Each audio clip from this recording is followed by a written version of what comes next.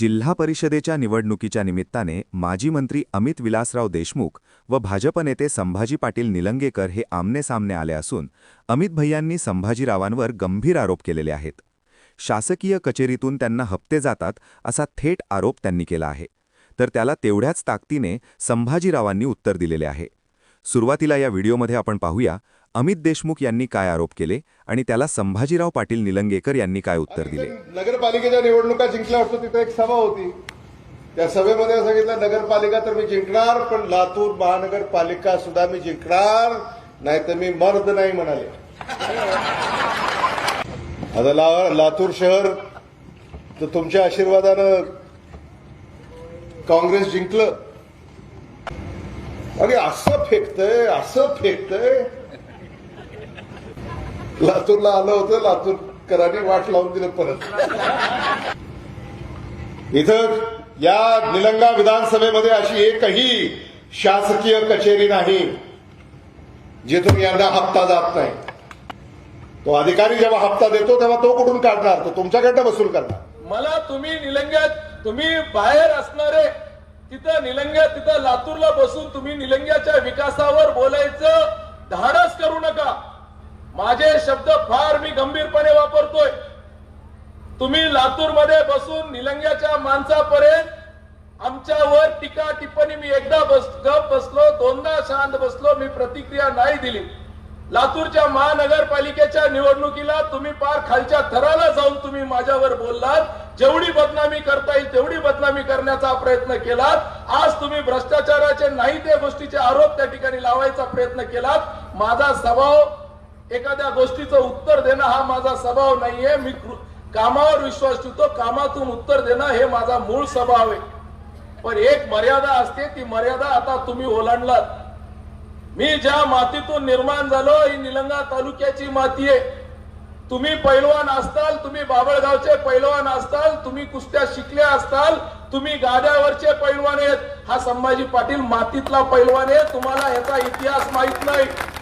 मी ज्या माध्यमातून तयार झालेला कार्यकर्ता आहे, हा कार्यकर्ता काळ्या मातीतून तयार झालेला। सोमोनजी साहेब, तुम्ही मला जवळून पाहिलेलं आहे। पोलिसांच्या लाठीचार्ज असतील, अनेक गोष्टी असतील, विरोधी पक्षामध्ये 16-17 वर्ष आपण त्या ठिकाणी बसून काम करतोय। आज देखील जिल्ह्यामध्ये काम करत असताना एक पद्धतीची एक हिंमत लागते, ताकद लागते। माझ्या गावचा माणूस, निलंग्याचा माणूस लातूरला गेला, कलेक्टरकडे गेला, तहसीलदारकडे गेला। मी निलंग्याचा आहे म्हटल्यानंतर त्या अधिकाऱ्याला खुर्चीहून उभा टाकावं लागतंय। ही निलंग्याची ताकद आपण निर्माण केलेली आहे। ही ताकद निर्माण कर, तुमच्यासारखं मुळमुळ नाही। तुम्ही बोलत असताना इथून पुढे लक्षात ठेवा, याद राखा, सांभाळून बोला, बेछूट बोलू नका, चुकीचे आरोप करू नका। मी लातूरमध्ये येऊन पत्रकार परिषद घेऊन मी तुमच्या बद्दलचं एवढ्या गोष्टी लातूरकरांना सांगू शकतो की तुम्ही परेशान होऊन तुम्हाला लातूर सोडून जावं लागेल। तुमचा भ्रष्टाचारचा एक उच्चांक तुम्ही गाठलेला। ज्या माणसानी, हे बघा, शेजारी अंबुलगा कारखाना आहे, मी एकच उदाहरण देतो। शेजारी अंबुलगा कारखाना आहे, तिथं उसाच्या गाड्या जातात।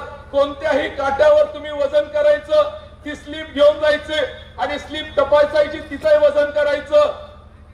थोडं किलोवर जास्तच वजन त्या काट्यावर येईल, पण कमी येणार नाही, हे मी तुम्हाला सांगतो।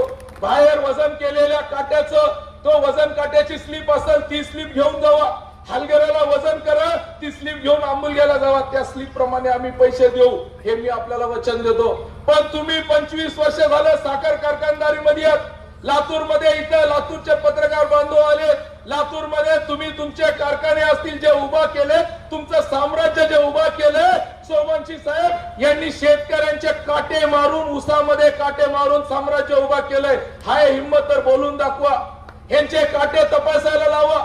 यांचे काटे तपासल्यानंतर आपल्या लक्षात येईल, जेवढे अंबुलगा कारखाना सोडून या जिल्ह्यामध्ये असणाऱ्या देशमुखांच्या कारखान्यावर जाणाऱ्या प्रत्येक उसाच्या गाडीचे आणि त्यांचे काटे तपासा, हे कधी आपल्याला खरं वजन देणार नाहीत।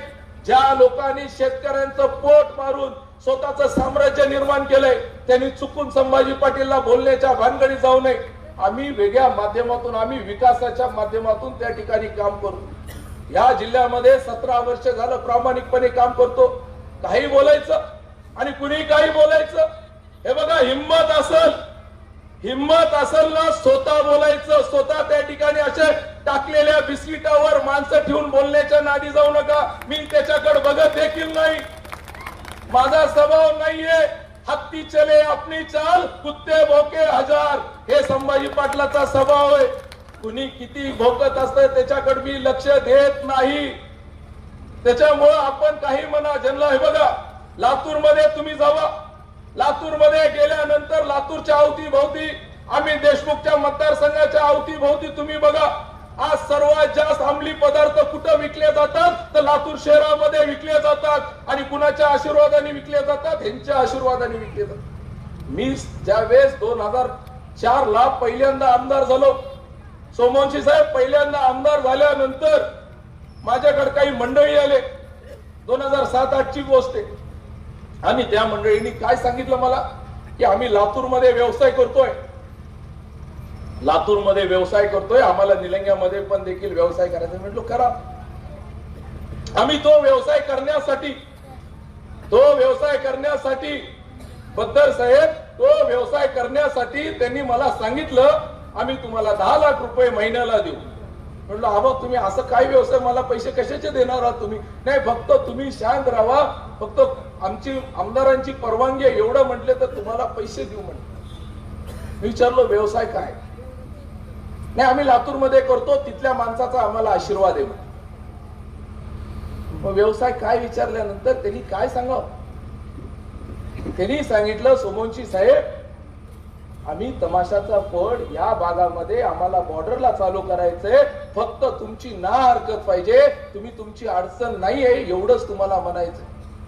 तुम्ही निलंगा मतदारसंघ तुम्ही बघा, ह्याच्याकडे कधी कुणी बारकाईने लक्ष देत नाही. निलंगा मतदारसंघामध्ये या आपल्या पूर्ण मतदारसंघामध्ये त्या लोकांना बजावून सांगितलं, दम देऊन सांगितलं, याद राखा तुम्ही जरी स्वप्नामध्ये जर विचार केला की ह्या मतदारसंघामध्ये कुठं तमाशाचं फट टाकायचंय, तुमचे पाय तोडून तुमच्या गळ्यात बांधून तुम्हाला पाठवून देईल, इथं यायचा विचार देखील करायचा नाही.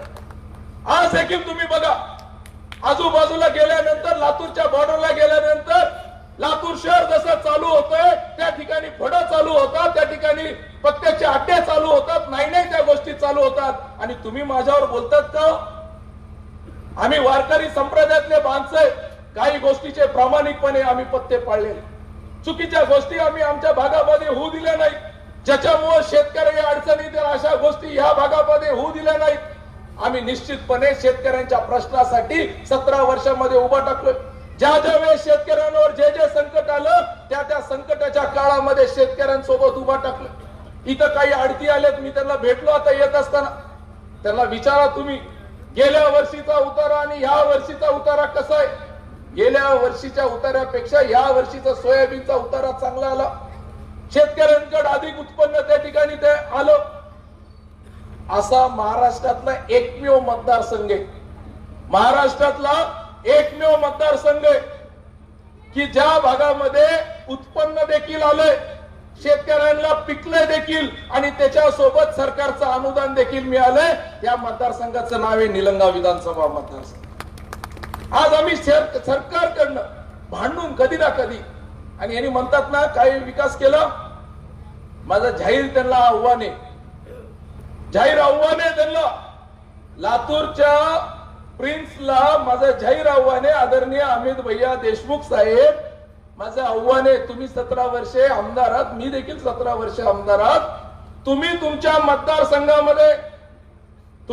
मतदारसंघामध्ये शेतकऱ्यांना जेवढं अनुदान आणलंय, हा बाबा म्हणत असताना अरविंद म्हटला 50%, मी अरविंद जाहीरपणे सांगतो, निलंगा तालुक्याच्या 20% जरी यांनी अनुदान आणलं असेल ना, संभाजी पाटील जाहीर छत्रपती शिवाजी महाराजांच्या चौकात येऊन त्यांची माफी मागल. नाही, यांनी आणू शकले नाही, शेतकऱ्यांना मदत केली नाही, यांना घेणं देणं नाही. आणि आज आमचा उमेदवार, काँग्रेसचा उमेदवार बघा आणि आमचा उमेदवार बघा.